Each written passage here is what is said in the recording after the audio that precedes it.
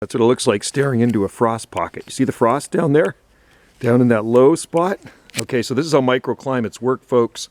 Frost rolls downhill into the coldest, lowest areas. Well, actually into the lowest areas, and then they become cold areas. So that's why it's always better to garden up on top of a slope and have it opened up so the cold air can drain away from your garden, especially an exotic garden. So our garden is frost-free, right? 1.6 degrees Celsius. And then you go down into that deep ravine on the adjacent road. There's a gravel road that runs that way.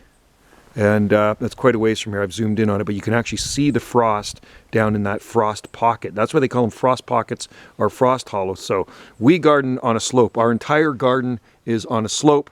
Our house is way up there, right? And everything just rolls away.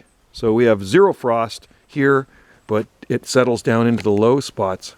Sort of like if water was rolling down a mountainside, it's going to settle into low spots. So there's some frost down there, folks, on a December morning. A cold frost pocket on Salt Spring Island. And you can have them within your own garden. That's the way it works. All right, folks? Learn about microclimates if you're going to be an exotic gardener. You need to.